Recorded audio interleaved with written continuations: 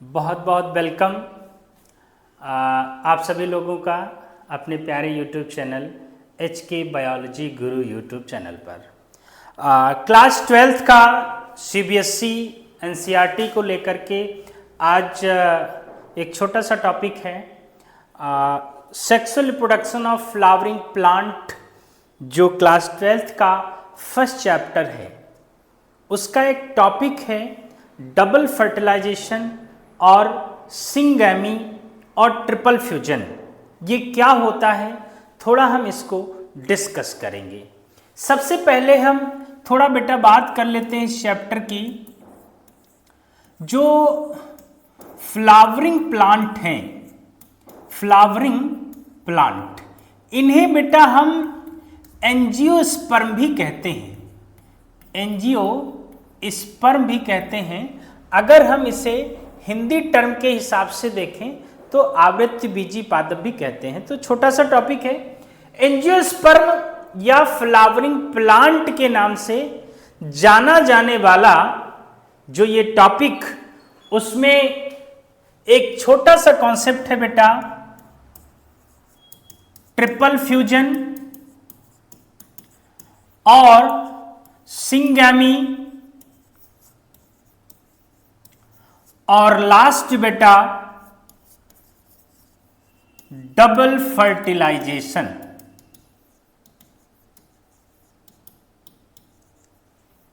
ये तीनों टॉपिक हम डिस्कस करेंगे और बहुत अच्छे टॉपिक हैं बेटा।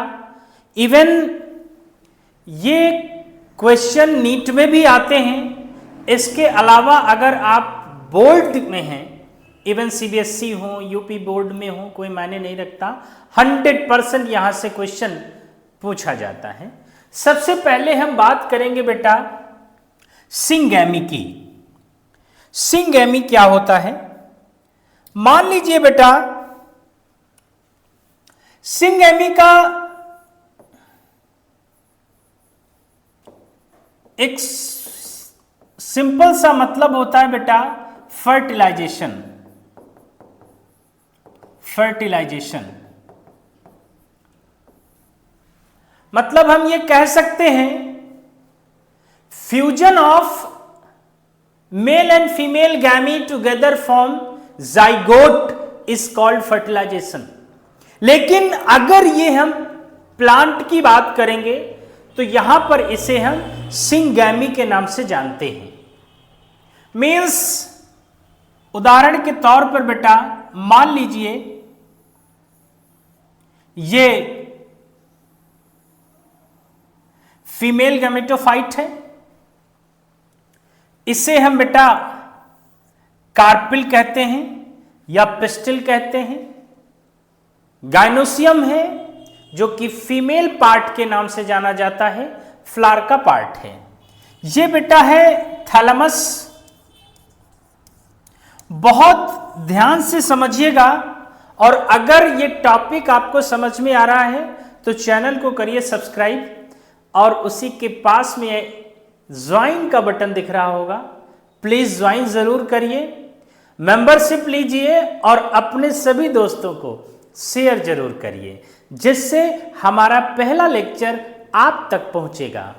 और थैलेमस के ऊपर बेटा ओवरी पाया जाता है, और ओवरी के ऊपर बेटा ये जो थ्रेड लाइक स्ट्रक्चर दिख रहा है जिसे हम बेटा स्टाइल कहते हैं, और upper part is called stigma.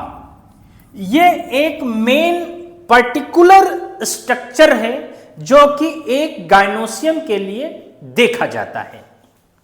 अब मान लीजिए चूंकि हम सिंगैमी की बात कर रहे हैं, ये पोलन ग्रेन है।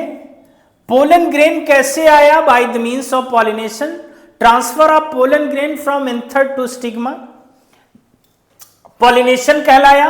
अब पॉलिनेशन के बाद ये जो पोलन ग्रेन है, इसका बेटा जो एक्साइन लेयर है और इंटाइन लेयर है, वहां एक प्रोसेस है।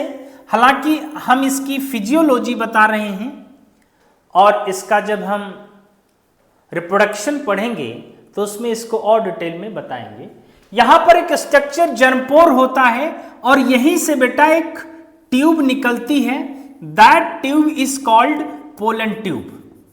अच्छा, पोलन ट्यूब की खास बात यह है कि जब पोलन ग्रेन स्टिग्मा के ऊपर पहुंचेगा तभी पोलन ट्यूब जर्मिनेट होगी, इसके पहले पोलन ट्यूब जर्मिनेट नहीं हो सकती। अब पोलन ट्यूब जब जर्मिनेट हो जाएगी तो इस मेल गैमीट के नाम से जाने जाने वाला जो न्यूक्लियस है, जो इस पोलन ग्रेन में पाया जाता था, उसमें डिवीजन होने के बाद यहां पर दो न्यूक्लियस बनते हैं बेटा। हालांकि ये न्यूक्लियस यहीं पर भी बन जाते हैं। एनसीईआरटी की लाइन है 60% angiosperm liberate pollen grain at this stage. तो इस कंडीशन में बेटा क्या होगा, दो मेल गैमीट या दो न्यूक्लियस बने हैं। एक गैमीट कहलाएगा वेजिटेटिव न्यूक्लियस और दूसरा कहलाएगा बेटा जेनरेटिव न्यूक्लियस। दो न्यूक्लियस बन गए यहां पर।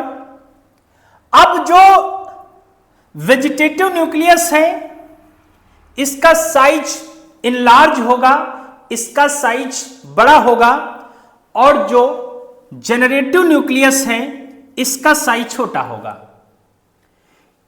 इसी जनरेटिव न्यूक्लियस में एक बार फिर से डिवीजन होगा और दो स्ट्रक्चर न्यूक्लियस के नए बन के तैयार हो जाएंगे, जिन्हें अब हम नाम देंगे बेटा मेल गैमीट। क्या नाम देंगे बेटा? Male gamete. अब ये पोलन ट्यूब जो है रन करते हुई कहां आ रही होगी? इसी स्टाइल में आ रही होगी बेटा। और इस स्टाइल के पास इस समय प्रेजेंट डेट में या प्रेजेंट टाइम में तीन न्यूक्लियस हो चुके हैं, दो ये वाले बेटा और एक ये वाला बेटा। तो जो पहला वाला न्यूक्लियस था जिसका साइज बड़ा था उसे हम कह रहे थे वेजिटेटिव न्यूक्लियस। ये होगा बेटा वेजिटेटिव न्यूक्लियस, और इसी के जस्ट बिहाइंड दो मेल गैमीट होंगे छोटे वाले बेटा, इनको हम मेल गैमीट कहेंगे। ये तीनों मेल गैमीट या तीनों न्यूक्लियस इसी पोलन ट्यूब से होते हुए इस ओवरी की तरफ प्रोसीड कर रहे हैं। अब यहां पर देखना यह बात है बेटा, ये जो हमारी ओवरी थी, ये जो हमारी ओवरी थी बेटा, इस ओवरी के अंदर ये हमारा बेटा एम्ब्रियो सैक है जो कि ओयूल के अंदर बना हुआ है। और एम्ब्रियो सैक कैसे बना है हमारे पिछले लेक्चर में आप देख सकते हैं। ये एक एम्ब्रियो सैक है। एम्ब्रियो सैक का पाया जाना एंजियोस्पर्म का कैरेक्टरिस्टिक फीचर है। ये बड़ी अच्छी बात है कि एंजियोस्पर्म का जो एम्ब्रियो सैक होता है बेटा वो 7 सेल्ड और 8 न्यूक्लिएटेड होता है। ये इसका बेटा कैरेक्टरिस्टिक फीचर है एंजियोस्पर्म का। अब यहां पर बेटा जो ऊपर वाले 3 न्यूक्लियस आपको दिखाई दे रहे हैं इनको हम कहते हैं antipodals. These are called antipodals. और यहां पर जो ये वाली सेल है, ये जो दोनों तरफ लगी हुई है, इसको हम कहते हैं बेटा सिनर्जिड सेल। और जो सेंटर में ये सेल आपके पाई गई इसका बेटा नाम होगा एग सेल। और ये जो सेंटर में एक सेल दिखाई दे रहा है that is called polar nuclei, या इसी को हम बेटा सेंट्रल न्यूक्लियाई भी कह देते हैं। तो इस तरीके से ओवरऑल आपको 7 सेल दिखाई दे रही हैं बेटा और 8 न्यूक्लियस हैं, बिकॉज जो पोलर न्यूक्लियाई है ये 2n है और बाकी सारी सेल बेटा हैप्लॉइड है। अब यहां पर क्या होगा, ये पोलन ट्यूब ऊपर से आ रही थी। पोलन ट्यूब जब एम्ब्रियो सैक के पास पहुंचेगी तो पहला तो कॉन्सेप्ट ये होगा कि इस मेल गैमीट को एम्ब्रियो सैक के अंदर पहुंचाया जाए। तो ये जो पोलन ट्यूब है ये एंट्री करेगी एम्ब्रियो सैक के अंदर। अब एंट्री कैसे करेगी? हमारा क्लास 11th का क्लास 12th का जो लास्ट लेक्चर है उसमें हमारा ये पीडीएफ वीडियो के फॉर्म में पड़ा हुआ है, आप वहां देख सकते हैं। हालांकि एक बार हम व्यू करा देंगे फिर से। ये जो पोलन ट्यूब है बेटा, एम्ब्रियो सैक के अंदर इंटर करने के 3 रास्ते होते हैं। पहला रास्ता है, अगर पोलन ट्यूब बेटा एंटीपोडल रीजन से एंट्री करेगी तो इस पोर्शन को हम कहेंगे porogamy. When the entry of pollen tube toward this end, right, at the region of antipodal कह सकते हैं, जिसे हम पोरोगैमी इसलिए कहते हैं क्योंकि यहां पर माइक्रोपाइलर रीजन होता है और micropylar region very commonest type of embryo sac found in angiospermic plant. दूसरा, अगर यहां से पोलन ट्यूब एंट्री नहीं कर पाएगी तो ये बीच से मतलब मिड रीजन से एंट्री करेगी। That process is called mesogamy. इस वाले कंडीशन को हम क्या कहेंगे बेटा? मीजोगैमी कहेंगे। और अगर यहां से भी नहीं हो पाएगा, क्यों नहीं हो पाएगा उसका हम आपको डिटेल में आगे बताएंगे। और नेक्स्ट, यहां से अगर एंट्री करती है ये pollen tube in between egg and synergid cell, that is called chalazogamy, because इस रीजन को चलाजल एंड कहा जाता है। तो 3 रास्ते हो गए, पोरोगैमी, मीजोगैमी और चलाजोगैमी। तीनों रीजन से ये एंट्री होगी पोलन ट्यूब की और जिसके द्वारा बेटा ये मेल गैमीट एम्ब्रियो सैक के अंदर पहुंच जाएंगे। क्योंकि सबसे कॉमन है पोरोगैमी एंजियोस्पर्म में, तो हम पोरोगैमी से ही समझ लेते हैं। चूंकि हम यहां पर बात कर रहे हैं बेटा सिंगैमी और ट्रिपल फ्यूजन, डबल फर्टिलाइजेशन की, तो अब हम टॉपिक की बात करेंगे। हमने कहा ये एम्ब्रियो सैक था ओवरी के अंदर और उसके पास टोटल 7 सेल थी, एंटीपोडल सेल थी बेटा, पोलन न्यूक्लियाई थे, सिनर्जिड और एग सेल थे। किसी भी कारणवश ये पोरोगैमी से क्या हुआ, जो मेल गैमीट दोनों थे वो अंदर आ गए और इसके साथ साथ वेजिटेटिव न्यूक्लियस। ध्यान रखना, वेजिटेटिव न्यूक्लियस का साइज बड़ा होगा, मेल गैमीट का साइज बेटा थोड़ा इन कंपैरिजन वेजिटेटिव स्मॉल होगा। अब यहां पर जो ये वेजिटेटिव सेल था, वेजिटेटिव न्यूक्लियस था, ये यहां से डिस्ट्रॉय हो जाएगा, इसका कोई काम नहीं दादा। अब ये जब यहां से डिस्ट्रॉय हो जाएगा, एट दैट टाइम, उसी समय बेटा ये जो मेल गैमीट है, एक मेल गैमीट इसका बेटा आएगा पोलन न्यूक्लियाई के पास, एक पोलन न्यूक्लियाई के पास आएगा और दूसरा बेटा मेल गैमीट इसका आएगा एग सेल के पास। बात मेरी समझ में आ रही बेटा? अगर समझ में आ रही तो लाइक करिए, कमेंट करिए और अगर वीडियो अच्छा लग रहा है तो प्लीज शेयर जरूर कर दीजिए अपने दोस्तों को। तो यहां पर बेटा एक मेल गैमीट हम कह लेते हैं, वन मेल गैमीट कैसा है? हेप्लॉइड है, फ्यूजेस विद किसके साथ? Egg cell, fuses with egg cell जो कि हेप्लॉइड है। That process is called syngamy. और इसका प्रोडक्ट क्या होगा बेटा? इसका प्रोडक्ट होगा जाइगोट और जिससे बनेगा एम्ब्रियो।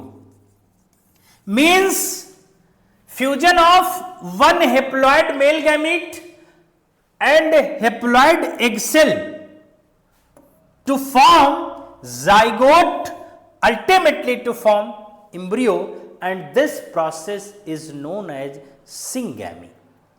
क्लियर हो गया बेटा? दूसरा पॉइंट, अब ये जो दूसरा मेल गैमीट बचा हुआ है बेटा, अनदर मेल गैमीट, ये पहला कॉन्सेप्ट हो गया। दूसरा बेटा, ये दूसरा जो मेल गैमीट है जो कि हेप्लॉइड है, ये फ्यूज करेगा किसके साथ? पोलर न्यूक्लियाई के साथ या सेंट्रल न्यूक्लियाई के साथ जो कि डिप्लॉयड है। तो दूसरा मेल गैमीट पोलर न्यूक्लियाई या सेंट्रल न्यूक्लियाई डिप्लॉयड न्यूक्लियाई के साथ फ्यूज करेगा। तो यहां पर आफ्टर दिस फ्यूजन एक 3N स्ट्रक्चर बनेगा जिसको एनसीईआरटी कहती है PEN, that is called pen.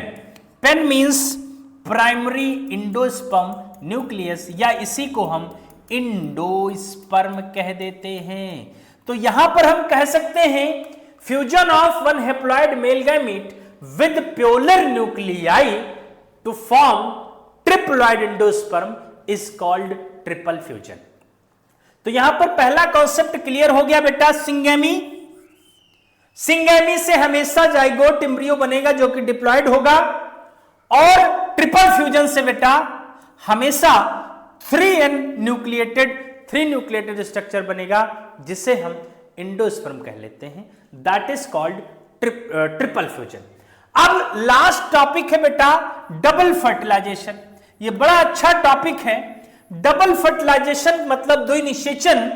तो जब एक एम्ब्रियो सैक में ट्रिपल फ्यूजन और सिंगेमी दोनों एक ही समय में होते हैं, that process is called double fertilisation.